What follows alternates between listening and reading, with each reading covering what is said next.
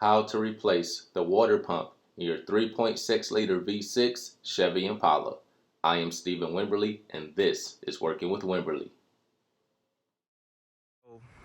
I'm replacing the water pump on this latest body style Chevy Impala with the 3.6 liter engine. See it right here. I know the Cadillac XTS has this engine, some other GM models, but this is in an Impala. So the first thing we need to do is take off the engine cover. And you would do that by taking off the oil cap and taking out a T30 screw. So I've already done that. This comes out of the way. And you can see I put that bolt back in, oil caps back here. The next thing is we want to remove the air box cover. So loosen your clamp right here, get this off, and then you're going to loosen all of the Phillips head screws around the cover to get that off. And then disconnect the connector for the mass airflow sensor, pull back the red tab, push down, take this off. And also this wiring harness is clipped into the top of the filter cover. So you see that there's the Christmas tree. You want to pull that out. And now we can completely remove this elbow and air box cover. All right, engine cover, air box cover. So now we need to pull out the actual air box. And it's only held in with grommets. It's a rubber grommet here. And then there's one right here. So you literally just pull this out. Take out the air box. So that's everything out of the way. The last thing we need to do is remove this engine mount in order to get to the water pump, which is right at the top. Now, since you're going to remove the engine mount,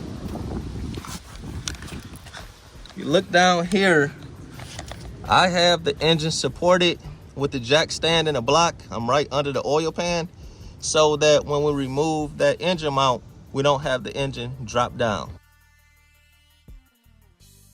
So with everything out of the way and the engine supported, I'm going to remove this mount. Have 1, 2, 3 bolts for this, and 1, 2, 3 across here, and there's one here, a second large one here, and then a third one here. Once we get all these out, we should have clear access to the water pump at the top. So I'm going to remove that. Okay, I believe these are 15 millimeter bolts.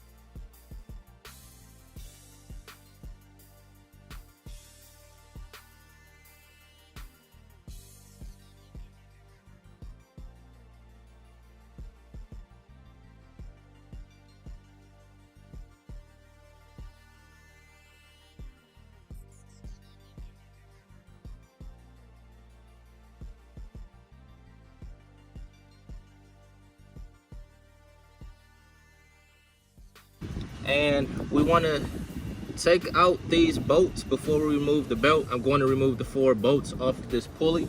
These are 10 millimeter.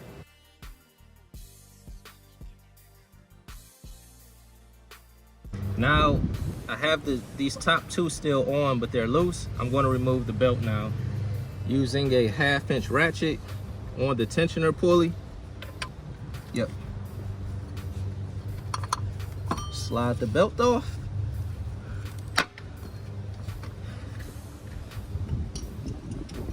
Now we'll get these last 2 bolts.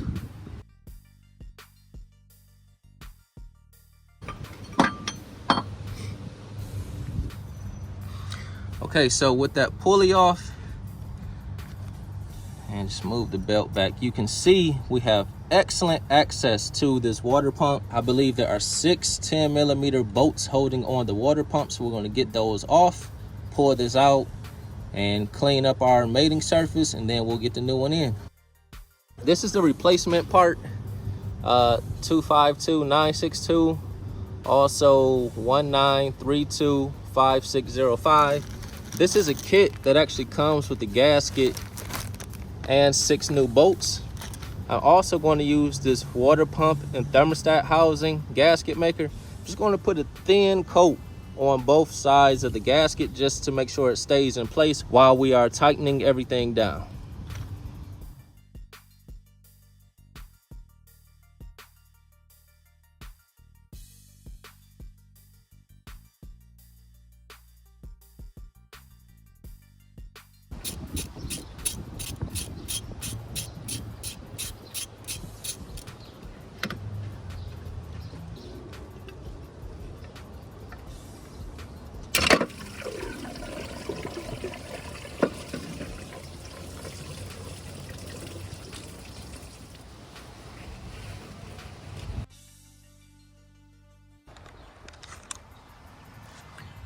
All right, so I have the water pump out.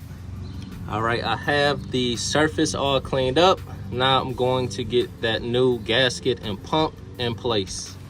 All right, I have the new water pump installed. The bolts are only hand tight. I have not torqued them yet. And I'm going to give you the torque specs per the instructions.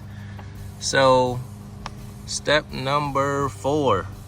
On the initial pass, tighten the bolts in sequence to 89 pound-inch.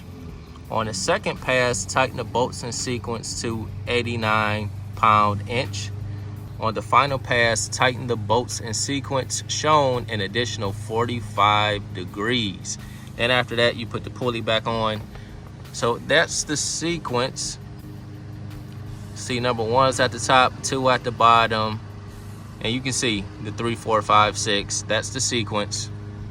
And my kit came with the new gasket and new bolts.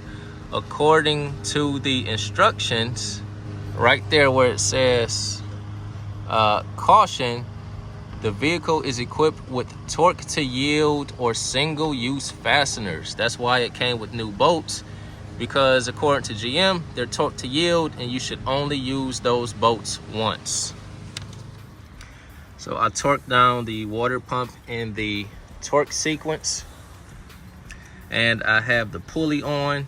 So now I'm going to reroute the belt and then do a final tighten on the 4 bolts on the pulley and put everything back together. So here you can see everything is back together and the car is running great.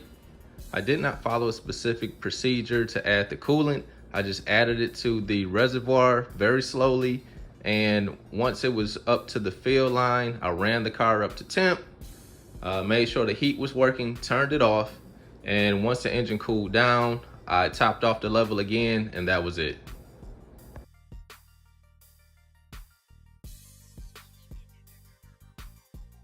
If you found that video helpful, be sure to subscribe to the channel, give it a thumbs up, and leave a comment. God bless you all.